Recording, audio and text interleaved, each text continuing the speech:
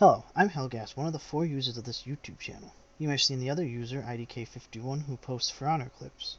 But we also have Osho Katano, who's created this channel, and finally but not least, we have We are 4 friends on PlayStation that have decided to create a YouTube channel to cover some of the games we've been playing. Upon going through my library of games, I've noticed I have a rather extensive backlog of games. Most of them I've started and end up getting distracted with other games, leaving them unfinished. Being a part of this channel creates a great opportunity for me to make a dent into the backlog. I've made a list of all the games in the backlog. If you're curious, there will be a link in the description below. I've picked a random number, which is 59, Project Nimbus, Code Mirai.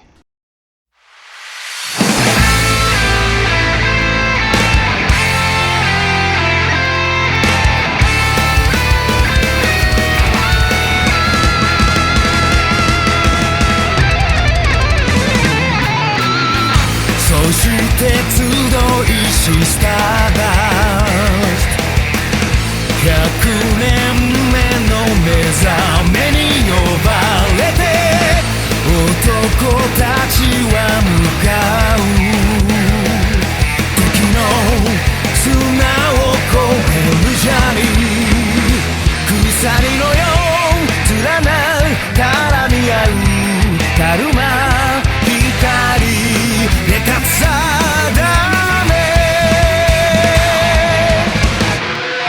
スタネ打ち込むのはオンライナ誇りのバレーブレイクダウン拳放つ聖なるビジョンスタンド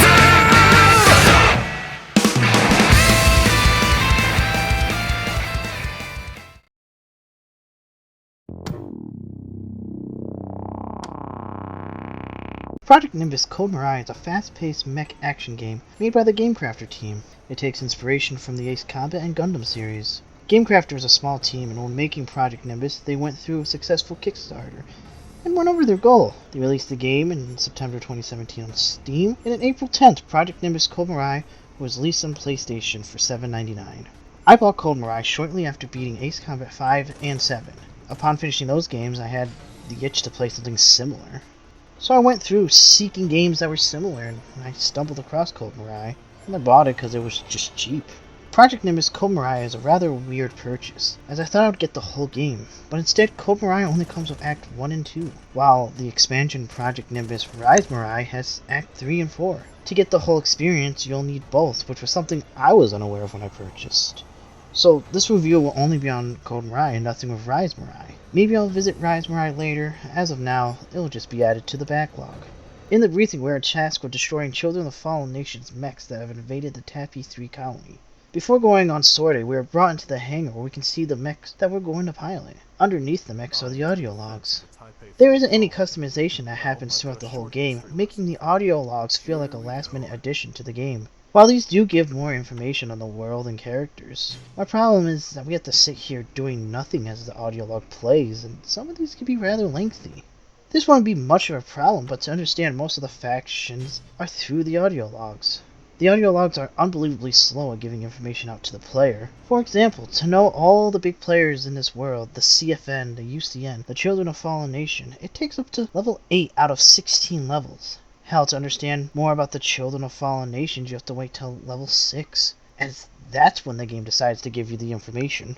Then there are pointless logs that focus and talk about the small group that we only play 2 levels as, while there are other audio logs that really help bring out certain characters. Without them, we would lose some of the character interactions we don't see on missions. This leaves me having mixed feelings on the audio logs. For the next game, please let us do something as they play.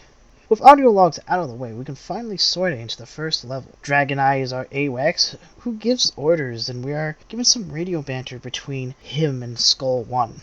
Today is my birthday, so a victory would be nice. Where have you been? If this was a pizza service, it'd be free by now. These guys seem to be taking this lightly, which is an odd choice for the start of the game. The rest of the characters we meet and play take their situations rather seriously, while Skull 1 and his group joke about the situation, especially with Skull 1 being late to the battle. I guess I could see how they would take this lightly due to the fact that all the Children of Fallen Nation mechs are relics from the past. but it's still an odd tone, as even a singular mech could still cause damage to the cities. For this mission, they also give the player a mech that has significantly fewer weapons than the later mechs. Skull 1 mech is equipped with machine guns that hold 120 bullets and 10 missiles, while later mechs typically have 6 weapons that we can switch to. This brings limitations to the battle, which has me adopting a circles tactic, or just fly around the enemy in a circle while firing at them. This tactic, unfortunately, will be used for most of the game, as the enemies will rarely challenge it. Well, until we get to the second half of the game, where the enemies become far more aggressive, and it starts to work less and less. While flying in a circle at enemies would seem to be a tedious thing to do, the weapons really do help make it a fun affair.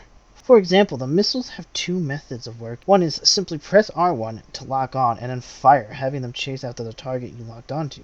The second being unlocked and holding R1, which lets you ping enemies by moving the camera around. After pinging the enemies, simply let go of R1 and all the missiles will fly out to the targets. There's something just satisfying seeing the barrage of missiles hitting their targets. The only problem is, when switching any weapons, it unlocks you from the target. This seems like it might just be a small problem, but as the arsenal gets bigger, it really becomes a problem. Especially if you're like me, where it took up to Act 2 to get adjusted to this. After dealing with the air targets, we are introduced to some ground targets that the Children of Fallen Nations brought. These are targets that don't really move, so there's not really a problem. After destroying them, we're told that there are targets coming in fast. For this moment, the music changes as we learn about important targets. These targets have a purplish color for locking on, and in most missions that have them, you just need to destroy them.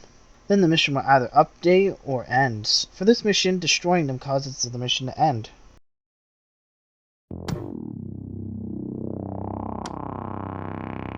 What's that noise? Oh god, why is that noise here? There's no reason for it to be here. The sound doesn't stay during playing audio logs, right? The USS Takao is a small Special Forces assault carrier. Why is it here? It didn't do that the last level. What's happening?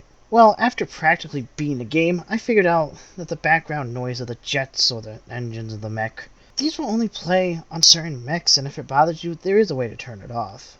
You need to go into the main menu, go into options, and turn the sound effects audio off. This will allow you to listen to the audio logs in peace. Then start the mission, pause the game, and turn the sound effects back on. For this review, if I need to reference the audio logs, I'll have the jet sounds being off. Now where was I? Oh yeah, we're playing as a private military contractor called Mithril, where we meet our main character, Mirai, and her friends, Morgan and Ingrid. We are given the simple mission of collecting a new mech that was built for Mirai. We need to hurry, as the Children of Fallen Nations are attempting to steal it. This mech is the GCTX-01, the first 4th generation battle mech, which uses AI and brainwaves to give the pilot better control. There's some more to this, but that will be talked about in the spoiler section. For now, all we need to know is that Mirai is the pilot of the GCTX-01, Morgan is Mirai's co-pilot, and Ingrid is the command. Upon starting off, we find that it will take some time for the weapons to be functional, starting us with a machine gun of 100 rounds, 30 missiles, and a laser sword for melee. The gimmick of the weapons, having it turn on, is really just to let the player slowly learn the new weapons without being overwhelmed with the amount of them. The first weapon that we get a tutorial for is the laser swords, with their move Blade Rush. Blade Rush requires us to close the gap between the lockdown enemy until 2 sword symbols appear on the screen. Pressing circle will then send you flying towards the enemy and meleeing them for a huge amount of damage. The only problem is that the arena they decided to show this tutorial off in is a small closed-off room where Blade Rush is bad. As your mech is rushing, either you or the enemy will get caught on something, causing it to miss. Or since you're in a small room, you will ram into a wall, becoming stuck. Blade Rush is better in spacious environments, as there is a minimum chance for you to miss or to get stuck on something. Speaking of getting stuck, the game does have a turn around button, which you do by pressing R3. Turning around was something I didn't get used to, as my monkey brain thought, haha, we look behind, while in reality I would turn around, leaving my back facing the target. Most of the time taking damage right afterwards, so that's why you'll see me turn around at times in the gameplay. This isn't really a problem with the game, as it's far more of a me problem. The next weapon brought online is the railgun, and it's supposed to be used at long range, but it can be effective at any range. The weapon hits for a good amount of damage and is rather easy and fun to use. They give a few weapons at long range for you to destroy before bringing on the next weapon, the smart missiles. These missiles don't need a lock on, just fire and forget. These will go around and find their target. The second to last weapon is the Psycho Drones, which are supposed to bring out a nice balance of offensive and defensive play. Being locked to a target will have the drones fire at the target, while unlocking makes them intercept incoming missiles. The last weapon is decoys, and there's no tutorial message as the game forgot they gave them to you. Or the mission bugged as the tutorial message for the psycho drones won't go away. Decoy's role is simple. You throw one down, and missiles on other enemies will lock onto them for a small period of time. That's our entire arsenal as mirai, and to finish the mission off, we have to destroy the remaining ships.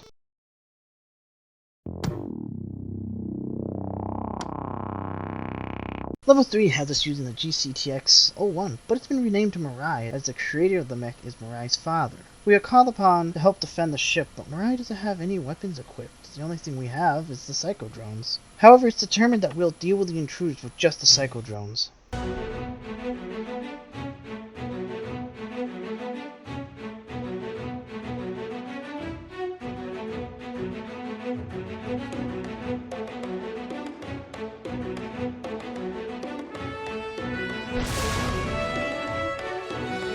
That cutscene wasn't edited. That's just how it sounds, as most of the in-game cutscenes are like that. I don't know why it's like that, but it makes many of these cutscenes just seem awkward. Especially when it's only playing the music. Now I know the budget wasn't big, but they should have spent a little more to get these cutscenes to have sounds. Even just reusing some of the other sounds would have made them seem more natural. I mean, in the next level, they have a great in-game cutscene that's done right for the boss. I think that's what they should have done, and cut some of the random scenes that are just mechs coming out of ships with no sounds. Instead, have a small number of cutscenes for boss introductions or boss deaths, which can make bosses stand out and be more memorable. Now, the game does have a few good cutscenes with proper sounds. It just feels like a waste of potential with a lot of these. Back to the level, and it's just a big tutorial for the psycho drones, seeing if the player fully understands them. This is the best place to talk about my problems with the psycho drones. While having the option of being offensive or defensive, I wish they were just defensive tools. As the levels go on, there are a lot more enemies that constantly fire missiles at you. Having to take the lock-on off just to have the psycho drones go into defensive mode doesn't really help. As a target that is firing missiles, we'll just have more time to fire more missiles. In most cases, it's just better to fire out flares and boost away. Sure, you might get hit by one missile every now and then. But you can keep attacking the target that's firing the missiles. This wouldn't be game-breaking as the psycho drones can only be fired once, and they need to go through a long reload time. I end up using these to get some damage off on a target and barely use them for the defensive purposes. I also can't tell if I'm supposed to have the melee weapon in this mission, but since I have it, I might as well use it, since the psycho drones have such a long reload time. Sure, I tank some damage, but all the targets are destroyed, ending the mission.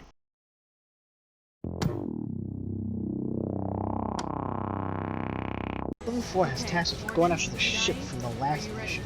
We are also given the side objective of capturing Jennifer Corvette, who's the second in command of the Children of Fallen Nations. Starting the mission, we're greeted with the worst mini-boss, which we use rather frequently. I'd say this boss is used in 7 more missions after this. The problem with these mini-bosses is that they have so much goddamn health, making them a drag to fight. They aren't menacing as their attacks are slow and easy to avoid. They only have 2 types of attacks, a slow laser where they just spam missiles at you. Even when they use both attacks at once, the only ones to worry about are the missiles because they can track you.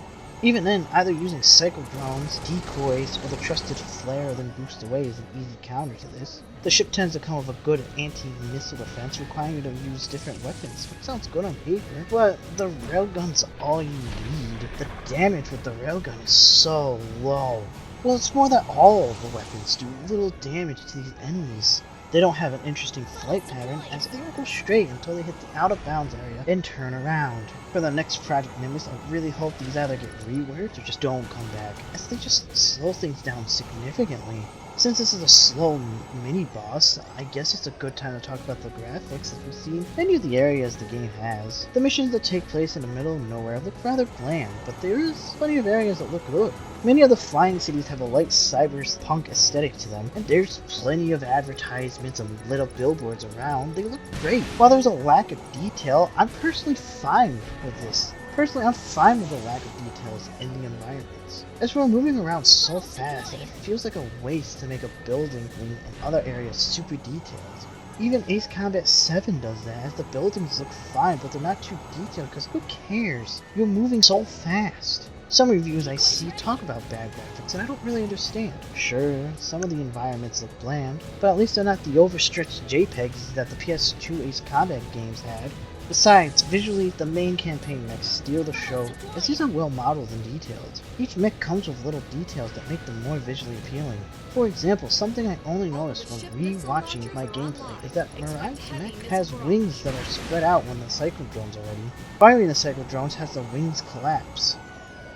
The game has cockpit views for all the mechs, which changes the HUD, as everything you need to know is displayed on the mech. While you won't see these cockpit views much in the review, because I simply just like the third person view in the game. Lastly, the weapon effects look nice, especially when you're in full combat.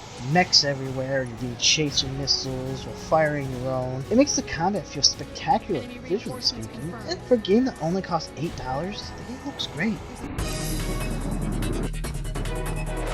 One battle frame is done. After destroying the ship, we're greeted with the game's first real boss fight, Jennifer, and her modified mech. Her attack is to get close to the enemy and use her machine guns. Not only that's the Chris Vector. The machine guns even act as the vectors, as the gun has an incredibly high firing rate, which causes her to deal a decent amount of damage to us. This causes her to be far more aggressive than any of the other mechs. Following with her is a few more mechs that are cannon and missile types, that are used to distract me and close the gap. This does work, as I'm punished for not paying attention to her as she noticed to get her gun run off. Too bad this is another case of my monkey brain kicking in. As I saw what she did, I still went after the other mechs, letting Jennifer get 2 more gun runs on me. After defeating the additional goons, I realized something about her mech. It's slower than mine, and she has awful anti-missile defense, which quickly makes her a pushover, as all I need to do is fly backwards and fire missiles at her. When the missiles need to reload, I just switch to another weapon, which most of the time is the railgun. There's nothing she can do to get into range. She even complains, saying that I don't have any skill, I'm just spamming missiles. So I decide I'm going to change it up for her. I get decently close and she switches to the railgun, firing at her twice, destroying her mech. Jennifer's mech is defeated, but she's left alive as we go down and pick her up. With Jennifer beaten, this ends the spoiler-free section of the review. If you want my final impressions, skip to this timestamp.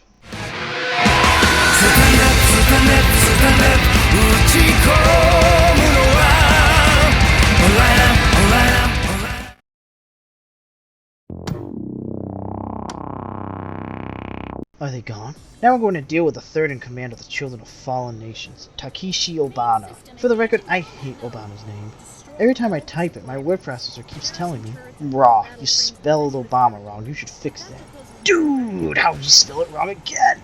Upon arrival, there's no sign of Obana. All that's around are supply vehicles and their escort mechs. Updating the task to destroy all the enemies in the area.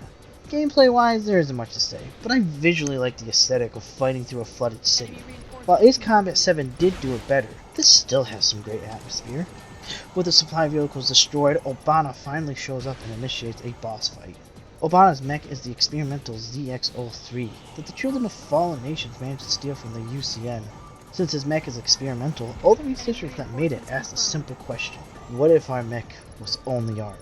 Just the idea has many flaws from the concept alone, but alas, they made the mech, and as soon as Obana boosted into battle, the boosters or the jets ran out of fuel because he can't move anymore. This makes him the weakest boss in the game, as he can't move or really hit you. And worst of all, he has a lot of health, making him an immobile bullet sponge. The most he can do is rotate while firing lasers, missiles, and a particle shield that protects a part of him in a dome. With his limitation, it makes the circle tactic the best method, as my mech's speed is too fast for him to fire accurately. This makes Obana's fight not get much input from me. I mean, what else am I gonna say? So we're going to fast forward where we destroy him. Co-distribution. Is this to be? Oh, well, it seems Obana, being in UCN territory, has caused unwanted attention from a small squad of Spetsnaz, who was sent to deal with the ZX-03 as well. The Spetsnaz notices ZX-03 is no longer here, and there's no sight of it, so they target Mirai, assuming that she is the hostile. In the Spetsnaz group, we are met with 2 other characters, Russian pilot Yuliani and Endel. Seeing that those 2 are using 4th generation mechs, Ingrid decides to join the fight to even the odds. Ingrid decides to take on Idel, while I fight Yuliana and some stragglers. Compared to the enemies we have been fighting, these 2 are an absolute blast to fight. They are more willing to push at you, making the god tier tactic of flying around your enemies in a circle not effective. Trying this causes them to just switch to their machine guns and fire at you, dealing an all right amount of damage. We also get rather important story parts as we're introduced to... What is it, Mirai? I just have a sudden headache. This headache. I can't concentrate at all. Since when do I know that? Also, for some reason, these headaches only come in this level and in the last two levels. I don't understand what's happening. We have to talk about 4th generation and Howdy. As I said before, they use AI and brain to control pilot. To achieve this, all 4th generation pilots need to go through I'm not a dead series yet, of having a Colonel. chip placed into You their might brain. be sorry to hear that. Most 4th generations Abort seem to be mission! young as We're Mirai was retreating now! forced by her Thank father you, to Colonel. chip implanted. She's only 14. And please come pick me up down here. Yuliani has something Your headache any similar. better yet, She's Mirai? 16. Not yet. When two 4th generation Lieutenant pilots Yuliana fight, they insert Alexandrov. data I think between it's the two name of that mechs pilot we that just contain shot the down. information of the other pilots, which might be as something as small as their enemy's name to something as big as the entire memory of their enemy's life. These headaches are weird, and in my opinion, they're stupid. I'll get into that later, as we get to talk about the worst level in the game.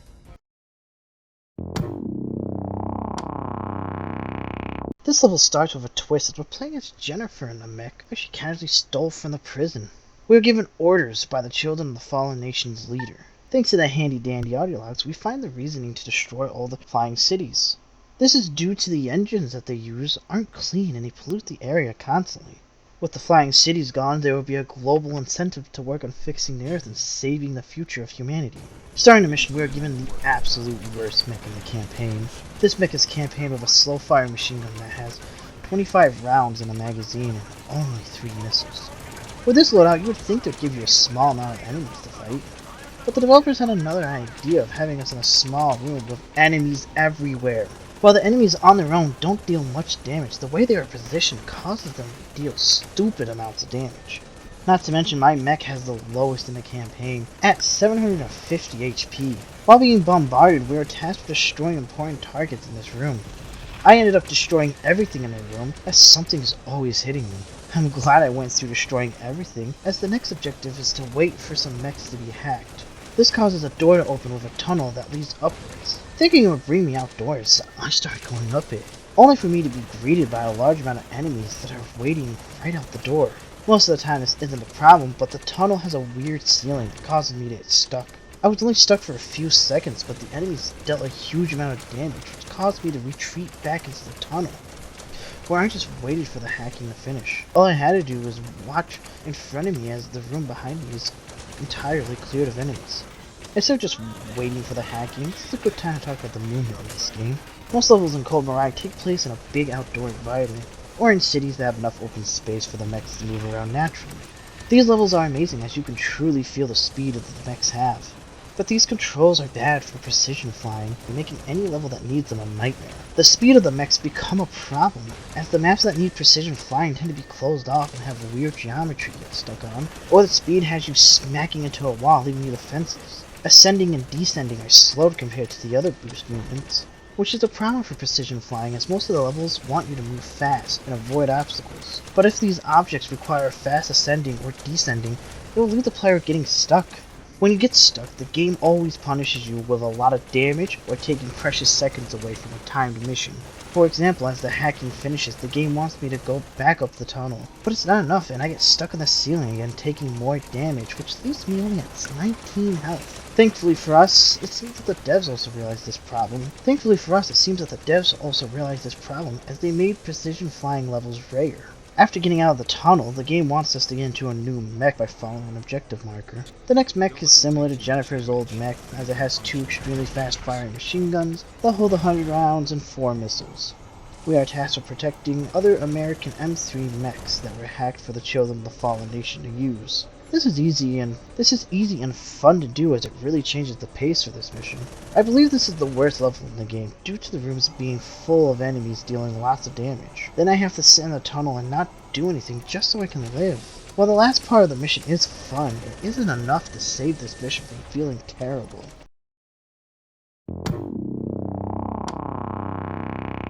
This mission has us playing as Mirai again, as Dragon Eye is giving us our mission to protect a civilian aircraft with an important target on it. A simple mission. As we start the mission, we're given new information. Target Target identity confirmed. It's the Air Force One. Wow. Why didn't you tell me during the briefing, Yuli? I just found out too. Air Force One will enter Patriot's drone radius in 25 seconds. Protect Air Force One from the drone swarm until Takao gets there. Air Force... Which raises a good question. Why did Dragon Eye leave that out of the briefing? As I refuse to believe that the USAF would casually not inform them that it's the president. I like to believe that Dragon Eye wanted the other candidate to win the election. Instead, President Solo Wave won, so leaving out all the important details would have a higher chance of Air Force One being shot down. This gives us a protect the target for 4 minutes. Well, the timer says 4, but there's 5 more minutes of doing the same thing afterwards. There's not much to say as it's a relaxing destroy all mission. That's until we're informed that the Patriots' weapon defense became hacked and the weapons started targeting all major flying cities with solar bombs. This leads us to the game's last bad boss, as they do get better in the second half of the game. There's no time to explain, as the game gives us 5 minutes to destroy the Patriot before it fires. As I start dealing damage to the Patriot, it turns into a mech, where it acts like Obana and just doesn't want to move. It's frustrating because this one can move, but only if you fire missiles at it. Like, why? Why not have it fight back so the timer feels more threatening, as I managed to kill the boss with a minute and 30 seconds to spare. It's frustrating because some of these bosses have great designs that are just wasted. Patriot destroyed. You saved the world today. Drone is invisible.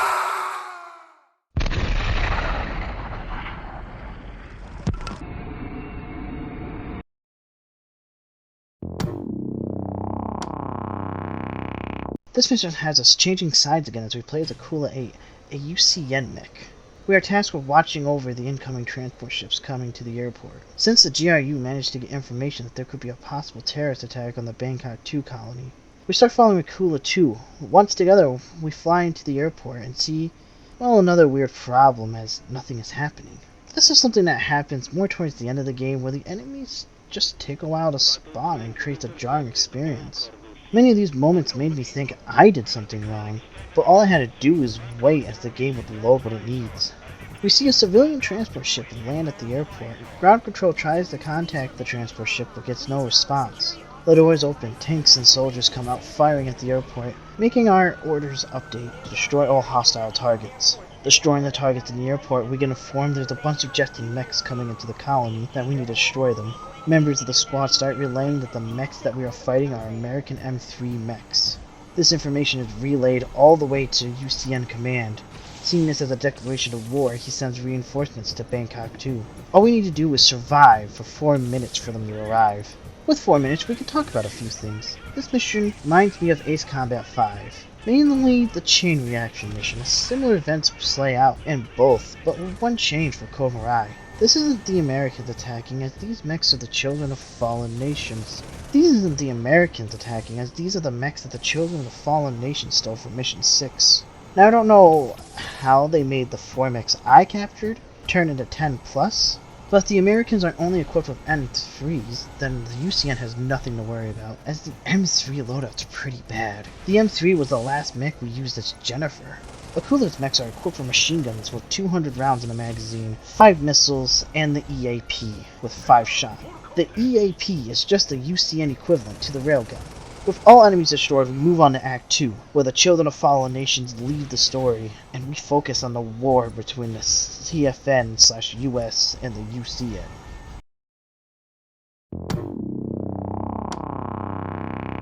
After the attack on the Bangkok 2 colony, the UCN is sending out a counterattack. Their target, the CFN space elevators. This is actually a nice change in scenery, as we're in space for this mission, with a familiar face, as we're piloting Skull 1 again. This time Skull 1 has brought a new gimmick as his ship can transform, allowing us to move at high speed without boosting. The mech is also equipped with machine guns with 50 bullets, 16 missiles, and a laser sword. The objective is simple: protect the space elevator from incoming attackers, and don't let the elevator's health go below 30%. We have to wait for them to come up from Earth, and it doesn't sound too bad. But flying too low brings you out of bounds, and unlike other missions, there is little time for you to do anything before you explode, while other times it will just kill you instantly. I learned the hard way not to fly too close to the planet, but halfway through the mission a tutorial message pops up informing you not to fly close to the planet. Which is fucking infuriating. Just let me know at the start of the mission with that pop up instead of the middle of the mission. This also comes with another thing that seems like a good idea of having your teammates being tethered to you. That's why at the start of the mission they all freak out around me. Thank God when they collide with me it doesn't deal damage. But they do something different that makes them annoying. When targets are coming up from Earth, you have to wait for them to get in the range. This isn't a problem, but your teammates are so aggressive, they won't let them come up, as they can fly farther down than you and can constantly fire missiles, making the enemies fly backwards to evade. The first time seeing this, I didn't know what to do, as I thought I was in an unwinnable situation. That's until I noticed we're tethered, as they would teleport back to me when they went too far down. To stop this, all you need to do is fly up until the teammates can't target them. Then wait for the enemies to take their sweet time flying up into range. Just make sure they're in range, as if you're wrong, the process will start again. While we are defending the space elevator, we can see that the game is starting to throw some mix-ups, as the enemies can actually damage the objective. The fact that they can damage it makes me have to actually prioritize targets, and it makes the game start to shine from this point onwards. I think I sorta know why the first half is so easy. It seems that the devs were trying to stick too close to their own lore. As the children of fallen nations only rely on relics of the past to fight with, it's obvious why our new mechs wiped the floor of them. Removing the children of fallen nations out of the story was a great idea, as it allows for the two biggest and cutting-edge nations to fight each other. We successfully defend the space elevator and start the next mission where we can finally see how powerful the UCM is.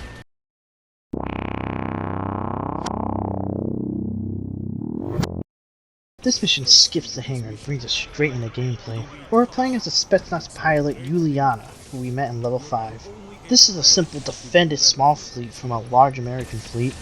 Since this level decided to just start, let's talk about Yuliani's mech as we have new toys to play with.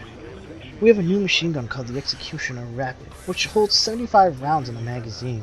The weapon fires faster the longer you hold it. We have a new machine gun called the Executioner Rapid, which holds 75 rounds in a magazine. The weapon fires faster the longer you hold it. We also have 16 missiles, the Executioner Power, which is the Spetsnaz equivalent to the railgun, 2 rounds of smart missiles, and finally 36 particle shields that can deflect attacks. These weapons make the gameplay feel a bit fresh, as they all come with unique sounds and looks. Having this mission be a simple destroy all is a great way for you to get used to all the weapons. This mission introduces a rather short-lived character that I don't know what the game wants me to feel. We get introduced to a man named Jahai, and, well, see for yourself. Thank you very much, Lieutenant. We did it! Say, I'm going to propose to my girlfriend when I get back. Lieutenant, we detect multiple crafts approaching. Prepare to engage. Everyone else except Lieutenant Yuliani's squadron, please evacuate from combat area.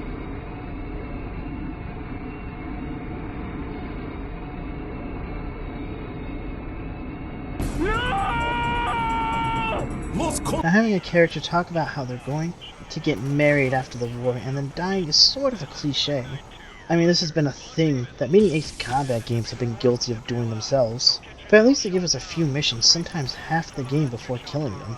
I haven't seen a game that introduced you to a character and immediately raises a death flag and then 22 seconds later he fucking dies.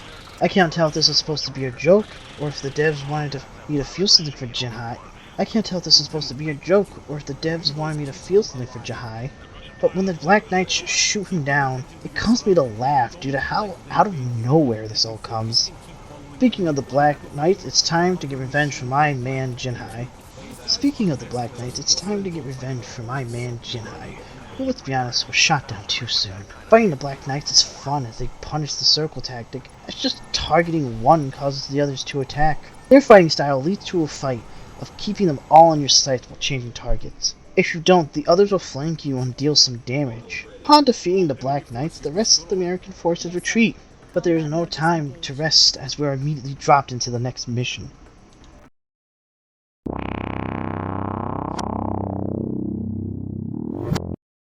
Without any pauses, the mission has us playing as the other Spetsnaz pilot, Idel, who I recently found out after watching footage his name is Andy.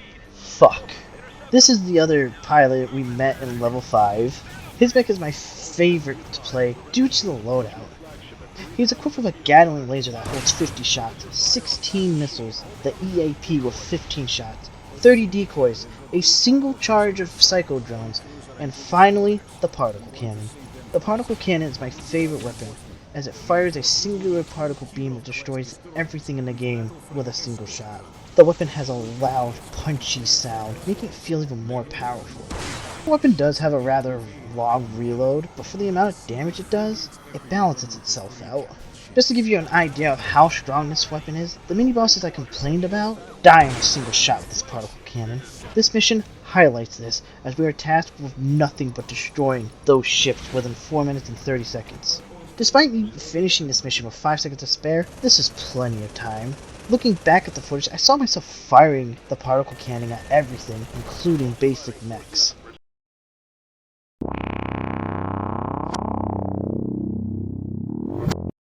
Seeing the Americans retreating to lick their wounds, the UCN sends an offensive attack on an American base that lies in Alaska. The base has a massive amount of ICBMs that have the range to strike at the UCN at any time. In the hangar, we were given a choice between Yuliani and Andy, and without skipping a beat, I picked Andy.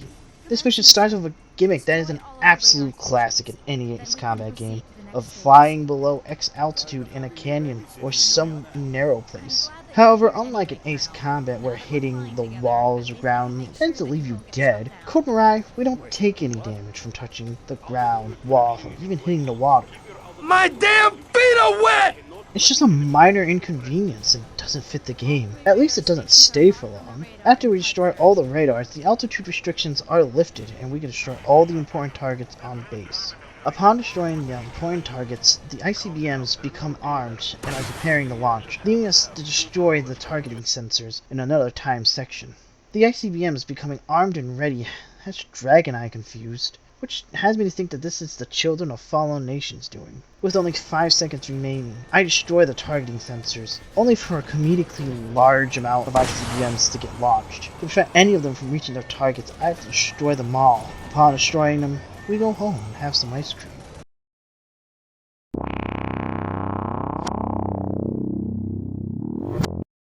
We are tasked with destroying the HSO-ASU, a weapon that was built by both the CFN and the UCN as a peace mission. Yeah, because making a single super weapon and expecting the two superpowers to not use it on each other was definitely a recipe for success. For my first attempt, I picked Yuliani, as I wanted to get some more footage of her, and holy shit, that was an awful idea. Her mech is a capable fighter, but she has nothing on this fast ship. Her weapons are not meant for this. As I managed to get her health below half, the fucker becomes relentless. Look, why are you so fast? Not to mention, this boss gets fancy psycho drones that will intercept missiles.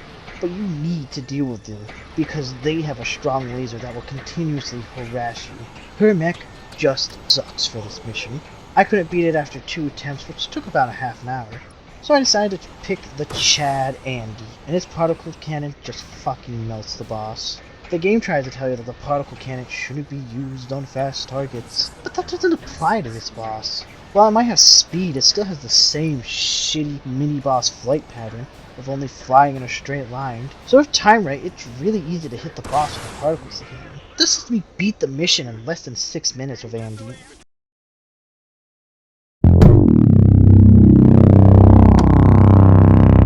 This mission is another protect mission where you destroy planes, mechs, and tanks. Oh my. I don't have anything to say except this mission is practically just the Whitebird Part 1 mission from Ace Combat 5.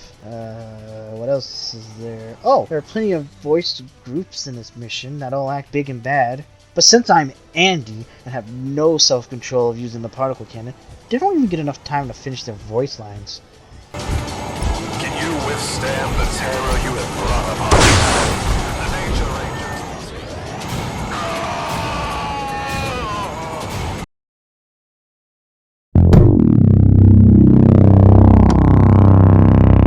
This mission we're back playing mirai. Since the last American raid didn't go well, they sent us to destroy the base. Once we destroy everything, they send another fucking ship boss. Really? It's the second to last mission in the game, and they're gonna throw this at us? Well, I do as the game demands, and we destroy the dumb ship. Oh! We get tasked with destroying the Chad himself, and he doesn't hold his punches. He throws everything at us, including the particle cannon. The only difference is he needs to charge it for this fight. It's extremely telegraphed with a bright glow as he charges it. When he fires, the screen flickers to be careful, and Ingrid yells at you while he's about to fire it. It makes dodging the particle cannon really fucking hard to do with all these warnings. Throughout the fight, we hear about the headaches again. As these two fight, Andy and Mirai see each other's memory, and Andy is taken back, seeing the pilot is a young girl.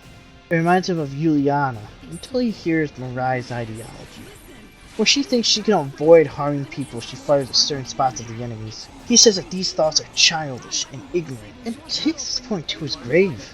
As Mirai pleads and tries to talk to him, Andy gives no shits. He will talk back and ignore her as the fight goes on. This leads to Andy being shot down, and the last words he says are Mirai's, that if we just talk to each other, all of the senseless violence can be avoided. But I see Andy's last words as him taunting her, as everything she tried to do to talk him down did not work. Even though Mirai was firing away from the cockpit, it also didn't work, as his mech crashes down and there's no life signs detected, and we move on to the final mission.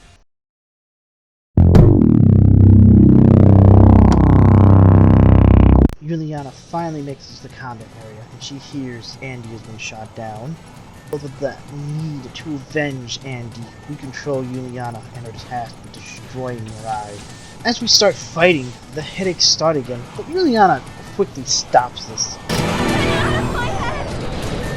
And the boss music kicks in, and it's good.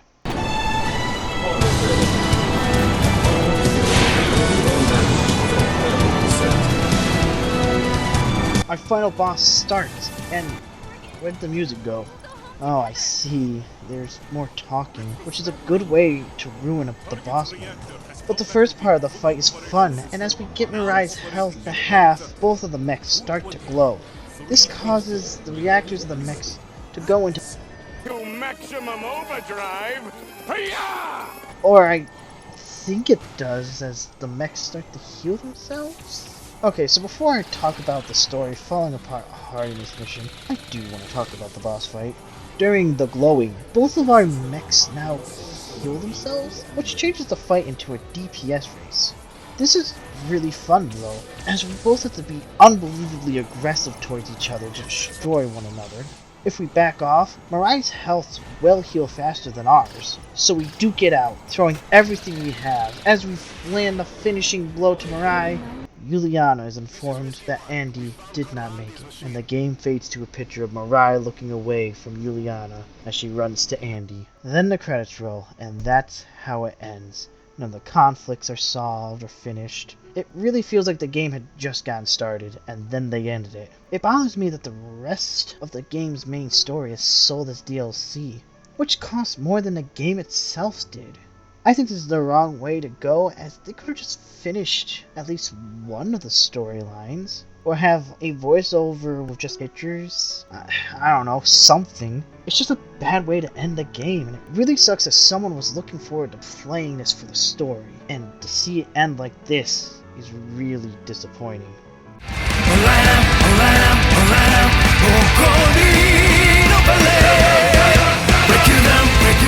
Now for my final thoughts on Project Nimbus Cold Mirai.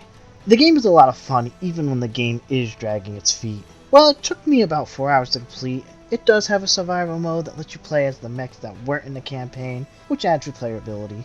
So if you're looking for a game to scratch the Ace Combat itch, it's only $8 on PlayStation. You can't go wrong unless you are looking for a good story.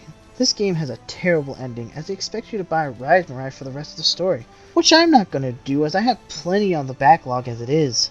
There are a few more things I could have complained about, like the fact that there's no customization, but the devs are listening, as their next game, Project Nimbus Infinity, has confirmed that there will be customization. Well, that's my final thoughts on this game, and it's the first game crossed from the list. If you are curious, again, the backlog is in the description below. If you did enjoy this, we are a small YouTube channel. If you're subscribed, that would be amazing. I will be trying to put out a Helgast backlog at least once a month, it just depends on how long the next game is. I also am going to be trying to improve the quality of these videos. Until then, I hope you all have a fantastic day.